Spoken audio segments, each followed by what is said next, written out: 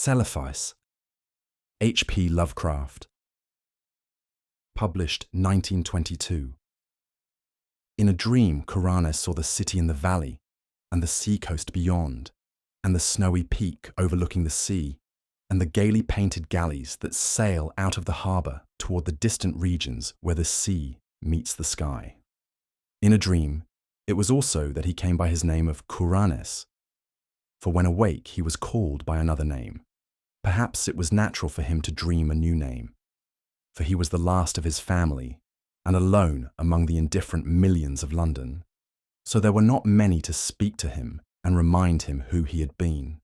His money and lands were gone, and he did not care for the ways of people about him, but preferred to dream and write of his dreams. What he wrote was laughed at by those to whom he showed it, so that after a time he kept his writings to himself and finally ceased to write. The more he withdrew from the world about him, the more wonderful became his dreams, and it would have been quite futile to try to describe them on paper. Coronis was not modern, and did not think like others who wrote. Whilst they strove to strip from life its embroidered robes of myth, and to show in naked ugliness the foul thing that is reality, Coronis sought for beauty alone. When truth and experience failed to reveal it, he sought it in fancy and illusion, and found it on his very doorstep, amid the nebulous memories of childhood tales and dreams. There are not many persons who know what wonders are open to them in the stories and visions of their youth. For when as children we listen and dream, we think but half-formed thoughts, and when as men we try to remember, we are dulled and prosaic with the poison of life. But some of us awake in the night with strange phantasms of enchanted hills and gardens, of fountains that sing in the sun, of golden cliffs overhanging murmuring seas, of plains that stretch down to sleeping cities of bronze and stone, and of shadowy companies of heroes that ride caparisoned white horses along the edges of thick forests. And then we know that we have looked back through the ivory gates into that world of wonder which was ours before we were wise and unhappy. Coronis came very suddenly upon his old world of childhood. He had been dreaming of the house where he was born, the great stone house covered with ivy, where 13 generations of his ancestors had lived, and where he had hoped to die. It was moonlight, and he had stolen out into the fragrant summer night, through the gardens, down the terraces, past the great oaks of the park, and along the long white road to the village. The village seemed very old, eaten away at the edge like the moon which had commenced to wane, and Coronis wondered whether the peaked roofs of the small houses hid sleep or death. In the streets were spears of long grass, and the window panes on either side were either broken or filmily staring. Coronis had not lingered, but had plodded on as though summoned towards some goal. He dared not disobey the summons for fear it might prove an illusion like the urges and aspirations of waking life, which do not lead to any goal. Then he had been drawn down a lane that led off from the village street toward the Channel cliffs, and had come to the end of things, to the precipice and the abyss, where all the village and all the world fell abruptly into the unechoing emptiness of infinity, and where even the sky ahead was empty and unlit by the crumbling moon and the peering stars. Faith had urged him on, over the precipice and into the gulf, where he had floated down, down, down, past dark, shapeless, undreamed dreams, faintly glowing spheres that may have been partly dreamed dreams, and laughing winged things that seemed to mock the dreamers of all the worlds. Then a rift seemed to open in the darkness before him, and he saw the city of the valley, glistening radiantly far, far below, with a background of sea and sky, and a snow-capped mountain near the shore. Coronis had awaked the very moment he beheld the city, yet he knew from his brief glance that it was none other than Celephais, in the valley of Uth-Nargai, beyond the Tanarian hills, where his spirit had dwelt all the eternity of an hour one summer afternoon very long ago, when he had slipped away from his nurse and let the warm sea breeze lull him to sleep as he watched the clouds from the cliff near the village. He had protested then, when they had found him, waked him, and carried him home. For just as he was aroused, he had been about to sail in a golden galley for those alluring regions where the sea meets the sky. And now he was equally resentful of awaking, for he had found his fabulous city after 40 weary years. But 3 nights afterward, Kuranes came again to Celephais. As before, he dreamed first of the village that was asleep or dead, and of the abyss down which one must float silently. Then the rift appeared again, and he beheld the glittering minarets of the city, and saw the graceful galleys riding at anchor in the blue harbour, and watched the ginkgo trees of Mount Aran swaying in the sea breeze. But this time he was not snatched away, and like a winged being settled gradually over a grassy hillside, till finally his feet rested gently on the turf.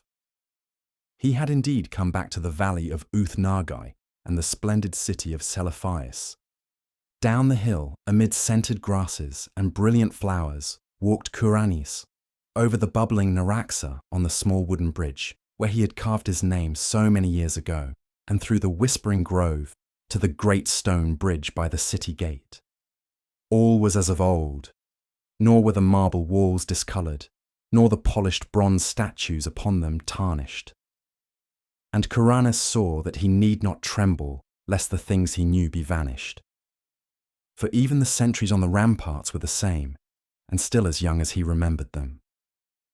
When he entered the city, past the bronze gates and over the onyx pavements, the merchants and camel drivers greeted him as if he had never been away, and it was the same at the turquoise temple of Nath-Horthath, where the orchid-wreathed priests told him that there is no time in Uth-Nargai, but only perpetual youth. Then Kuranes walked through the street of pillars to the seaward wall, where gathered the traders and sailors, and strange men from the regions where the sea meets the sky. There he stayed long, gazing out over the bright harbour where the ripples sparkled beneath an unknown sun, and where rode lightly the galleys from far places over the water.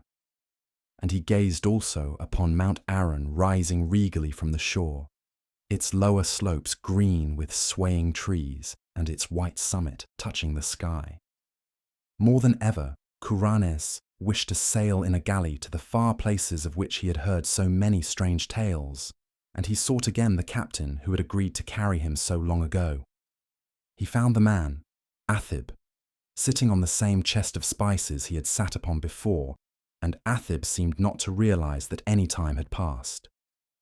Then the two rowed to a galley in the harbour, and giving orders to the oarsmen, commenced to sail out into the billowy Serenarian sea that leads to the sky. For several days they glided undulatingly over the water, till finally they came to the horizon, where the sea meets the sky. Here the galley paused not at all, but floated easily in the blue of the sky among fleecy clouds tinted with rose, and far beneath the keel, Kuranes could see strange lands and rivers and cities of surpassing beauty spread indolently in the sunshine, which seemed never to lessen or disappear. At length, Athib told him that their journey was near its end, and that they would soon enter the harbour of Seranian, the pink marble city of the clouds, which is built on that ethereal coast where the west wind flows into the sky.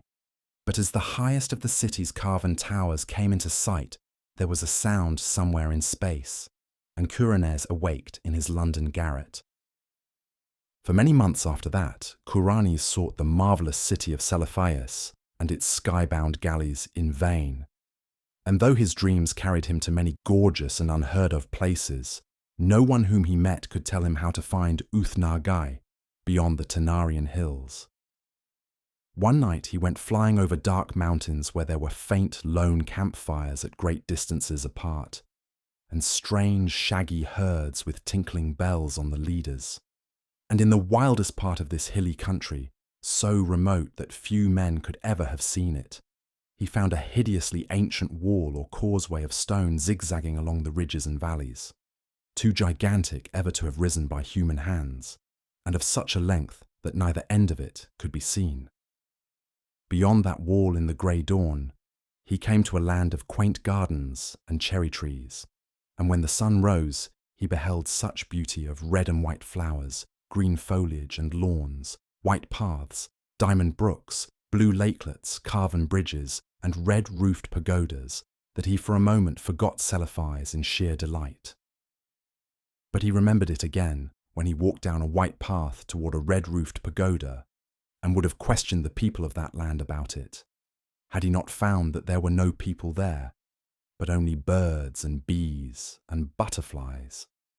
On another night, Kuranes walked up a damp stone spiral stairway endlessly, and came to a tower window overlooking a mighty plain and river lit by the full moon. And in the silent city that spread away from the riverbank, he thought he beheld some feature or arrangement which he had known before. He would have descended and asked the way to Uth-Nargai had not a fearsome aurora sputtered up from some remote place beyond the horizon, showing the ruin and antiquity of the city, and the stagnation of the reedy river, and the death lying upon that land, as it had lain since King Kinarathalis came home from his conquests to find the vengeance of the gods. So Kuranes sought fruitlessly for the marvellous city of Celephais and its galleys that sailed to Saranian in the sky, meanwhile seeing many wonders, and once barely escaping from the high priest not to be described, which wears a yellow silken mask over its face, and dwells all alone in a prehistoric stone monastery on the cold desert plateau of Leng. In time, he grew so impatient of the bleak intervals of day that he began buying drugs in order to increase his periods of sleep. Hashish helped a great deal, and once sent him to a part of space where form does not exist, but where glowing gases study the secrets of existence. And a violet-coloured gas told him that this part of space was outside what he had called infinity. The gas had not heard of planets and organisms before, but identified Kuranes merely as one from the infinity where matter, energy, and gravitation exist. Kuranes was now very anxious to return to minaret-studded Celephais and increased his doses of drugs. But eventually he had no more money left and could buy no drugs. Then, one summer day, he was turned out of his garret and wandered aimlessly through the streets, drifting over a bridge to a place where the houses grew thinner and thinner. And it was there that fulfillment came, and he met the cortege of knights come from Celephais to bear him thither forever. Handsome knights they were, astride roan horses and clad in shining armour with tabards of cloth of gold curiously emblazoned. So numerous were they that Kuranes almost mistook them for an army, but their leader told him they were sent in his honour, since it was he who had created Uth-Nargai in his dreams, on which account he was now to be appointed its chief god for evermore. Then they gave Kuranes a horse and placed him at the head of the cavalcade, and all rode majestically through the downs of Surrey and onward toward the region where Kuranes and his ancestors were born. It was very strange, but as the riders went on, they seemed to gallop back through time. For whenever they passed through a village in the twilight, they saw only such houses and villages as Chaucer or men before him might have seen, and sometimes they saw knights on horseback with small companies of retainers. When it grew dark, they travelled more swiftly, till soon they were flying uncannily, as if in the air. In the dim dawn, they came upon the village which Kuranes had seen alive in his childhood, and asleep or dead in his dreams. It was alive now, and early villagers courtesied as the horsemen clattered down the street and turned off into the lane that ends in the abyss of dream. Kuranes had previously entered that abyss only at night, and wondered what it would look like by day. So he watched anxiously as the column approached its brink. Just as they galloped up the rising ground to the precipice, a golden glare came somewhere out of the east and hid all the landscape in its effulgent draperies. The abyss was now a seething chaos of roseate and cerulean splendour, and invisible voices sang exultantly as the nightly entourage plunged over the edge and floated gracefully down past glittering clouds and silvery coruscations, Endlessly down the horsemen floated, their chargers pawing the ether as if galloping over golden sands. And then the luminous vapours spread apart to reveal a greater brightness, the brightness of the city Celephais, and the seacoast beyond, and the snowy peak overlooking the sea, and the gaily painted galleys that sail out of the harbour toward distant regions where the sea meets the sky. And Kuranes reigned thereafter over Uth-Nargai and all the neighbouring regions of Dream, and held his court alternately in Celephais and in the cloud-fashioned Seranian. He reigns there still, and will reign happily forever. Though below the cliffs at Innsmouth, the channel tides played mockingly with the body of a tramp who had stumbled through the half-deserted village at dawn. Played mockingly, and cast it upon the rocks by ivy-covered Trevor Towers, where a notably fat and especially offensive millionaire brewer enjoys the purchased atmosphere of extinct nobility. Enjoyed the story? I post new audiobooks every week, so don't forget to hit subscribe and turn on notifications so you never miss one. I'd love to hear your thoughts. Drop a comment below and let me know what you thought of this story, or suggest what you'd like to hear next. Before you go, please consider treating yourself to a free audiobook on Audible. Just click the link in the description, start your free trial, and dive into thousands of classics. No strings attached, your first book is free, and it helps support the channel. Happy listening.